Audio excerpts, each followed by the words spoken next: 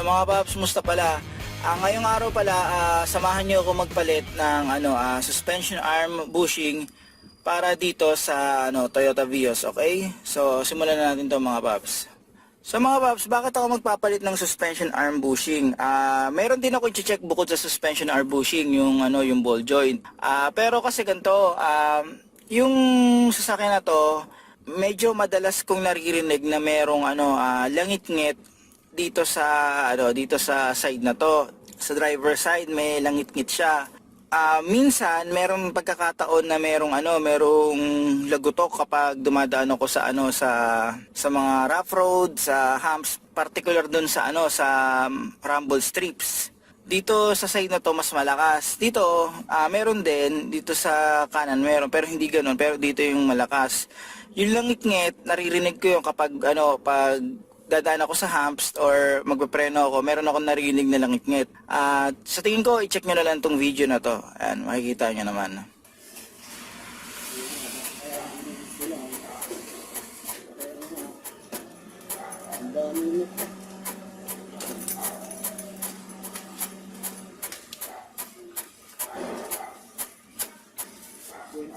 So nakita nyo na merong, kung lalakasin yung sound, merong langit-ngit yan pag ginagalaw yan.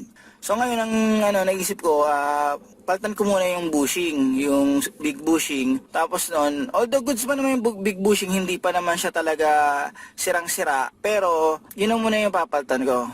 So mga paps, meron tayong tatanggalin na bolt dito. Ito yung isa, yan. Tapos dito sa ilalim nito meron din. Ngayon bukod dyan meron din ditong yung pinaka sa ball joint niya. So ito yung isang tatanggalin nating nut. Yan. So okay mga paps, bago natin simulan to, buka natin to ng ng WD-40, okay? Para sigurado.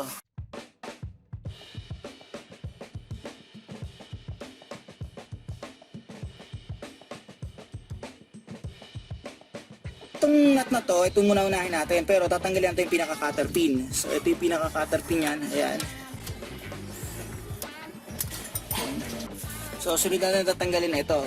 Yan, ito 19mm yan mga paps. Okay, so, tanggalin na natin. Ayan.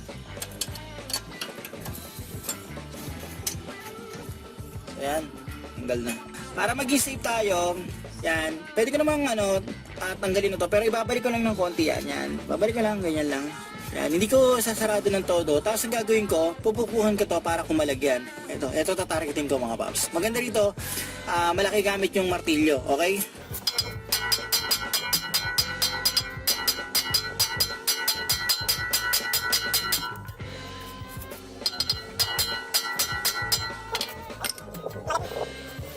So mga paps, ayan pumalag na yan. Yan. Nararamdaman ko yan, nagagalaw ko na. Okay? Ngayon ang gagawin ko, tatanggalin ko na yung bolt dito sa small bushing at saka sa big bushing. So ito yung tatanggalin natin, 19mm yan.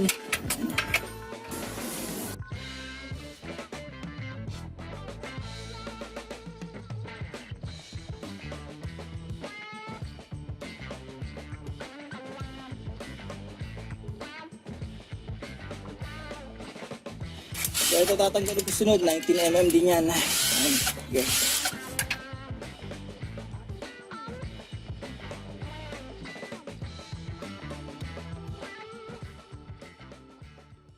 So mga paps, ito matatanggal ko na to. So ayan, nakita nyo maluwag na yan, di ba? So gagawin ko lang dyan, tanggalin ko muna dito sa baba, tapos tanggal nyan.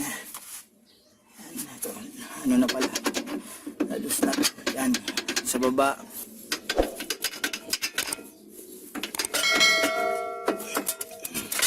Yan, tanggal ko na itong isa. Tapos ito naman. So ito, ang hila lang. Okay, so tanggal na. Ito na siya mga paps.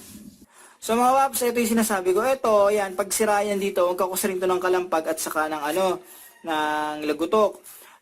Ito, minsan din, ito, may langit-ngit din to. Yung tines ko to, ang meron, langit-ngit. Ngayon, para may kulang sa diagnosis ko mga paps. Kasi ito, although may mga crack siya, makikita nyo naman dyan, pwede pa naman to, tatagal pa naman. Kaso may kulang sa diagnosis ko mga paps. Etong sinilip ko na to, itong small bushing, walang problema dito. Hindi ko na papakalaman yan. Ito yung problema ko mga paps. Yan. So ito, tignan nyo.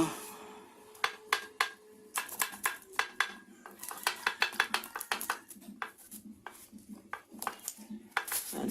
Mabalik pa siya pero parang sobrang lambot na ng play niya. At ito, butas na. Ayan o. Yan, butas na to mga paps. So, ang gagawin ko ngayon, ganito. Punta ako sa machine shop. Ang plano ko lang, ito talaga. Pero may konting pagbabago. Bibili ako ng ball joint para dito, tapos ipapa-machine shop ko to, okay? So, ito mga paps, naging information lang. Ito, kapag ilalagay nyo, meron yung arrow. Yan, may arrow yan. Ngayon, sa mga bibili nyo, dapat may arrow din. Kung walang arrow, halimbawa tulad nito, wala ako nakikitang arrow. Dapat, yung niya, yung position niya, ganyan dapat. Nakikita nyo naman yan eh. Yung pagkakapareho ng posisyon niya, dapat nakaganyan siya. Sa case nito, yung pinaka parang rubber niya, nakatutok yan dito sa may arrow. So, ganun dapat yung posisyon niyan. Sila naman titira niya yung machine shop, kaya sila na bahala dyan. So, alis na muna ako, ipapa-machine shop ko to. So, ito na. Napa-machine shop ko na to. Yan, nakikita nyo naman. Medyo malaki rin ang nagastos ko kasi yun nga, yung machine shop sa amin, 300, yung press out saka press in. So, 300 to, tapos 300 din yun. Wala lang akong magawa eh. Tapos, bumili ako ng ng ball joint. Ang brand, 555, 555. Yan. Ito, around, 600. Nag-canvas na ako sa iba, 750, 700. Ang nakuha kong pinakamura ito, 600. Itong small bushing, hindi ko na ito papaltan kasi all goods naman. Yan, nakita na sa machine shop at saka kitang-kita naman, wala namang problema. Ang plano ko kasi talaga is ito. Ito lang. Ito yung papagawa ko. 400 kasi yung itong bushing na to. Tapos noon, ipapamachine press ko na 300 do, so around 700 lang. Nung pagbaklas ko, yun, nakita ko na sira na to. Yan, sirang-sira na to mga paps, Ayan, bukong-buka na. Ayan. So, ayan. Tapos, ito yung ball joint niya. Ayan. Yung ball joint niya, yan. Loose na. Ayan, Okay. Unlike dito, ball joint ito. Medyo mahirap ito, mga paps, Bago kasi. Ayan. Okay. Ayan. Okay. Matigas. Matigas yung ball joint yan. Ngayon mga paps, bago ko pala ibalik to, nakalimutan ko sabihin. Kayo na magdesisyon kung anong gusto nyong gawin, kung papalitan to ng buo or per part. Kasi bakit?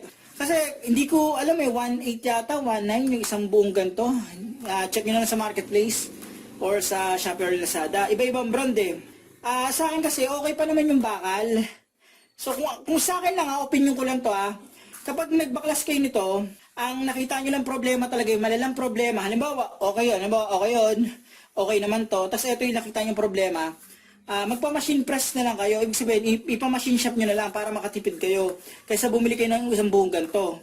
So ngayon, ito naman mga paps, kung sakali naman, halimbawa, nung binaklas nyo, sira na talaga to, sira rin yun, saka sira to, halimbawa, sira ditong, yung small bushing, para sa akin, palitan nyo na ng isang buo para sigurado. Pero kung isa lang ang sira dyan, ipa-machine shop nyo na lang para makatipid kayo.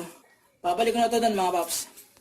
So mga paps, yan, ibabalik ko na ngayon to. Yan. Reverse order lang to kanina ng pagtatanggal natin.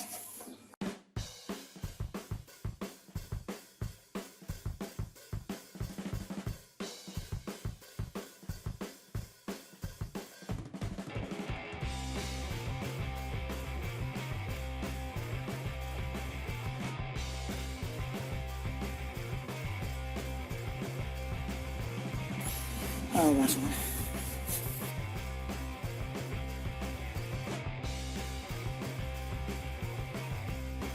Hindi ko muna siya tinodong higpitan. Mamaya ayos ito yung torque specs niyan. Doon naman tayo sa kabila. Okay? Okay. So mamaya ko na hihigpitan din yan. Tapos dito naman tayo sa may ball joint. Ngayon, ipapasok ko na to ha. Yan. Pasok ko na to dito. Yes. Yan. Tapos, susog ko lang ha. Yan. Yan, iwisig ko lang. Tapos ipapasok ko dito.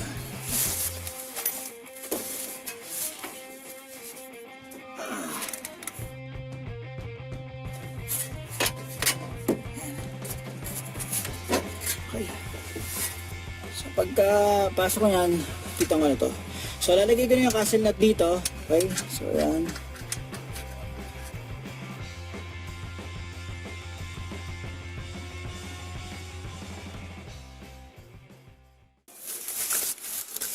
Tapos mga paps, ibabalik na natin to. Itong ano, yung pinaka lock niya. Okay. So pagbabalik ganun lang.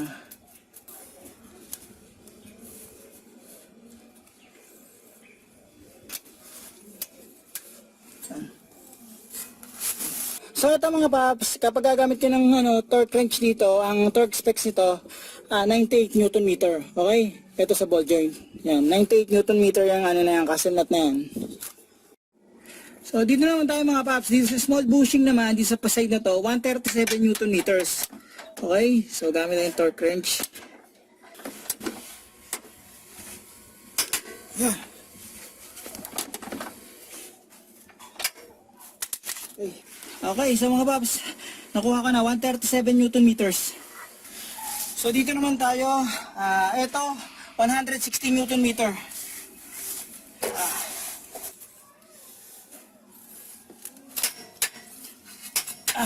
Yan. Okay. Tama na. So yan. 160 Newton meters. So okay mga paps, yan, nahigpitan ko na yung yung mga bolts sa lower control arm dito sa left side, sa driver side. Ngayon, babalik ko na yung gulong, tapos noon, iti-test drive ko na. So mga paps, ayan, ito, na-test drive ko na to, nadaan ko na to sa rumble strips, tapos noon, yung langit-ngit, so far so good na, nawala na mga paps, okay? O nga pala mga paps, huwag nyo kalimutan i-like at subscribe ang channel ko para magawa pa ako ng mga gatong basic na video. Huwag nyo rin kalimutan i-hit ang notification bell para updated kayo sa video na ginagawa ko. Paano mga paps? Maraming salamat sa inyo.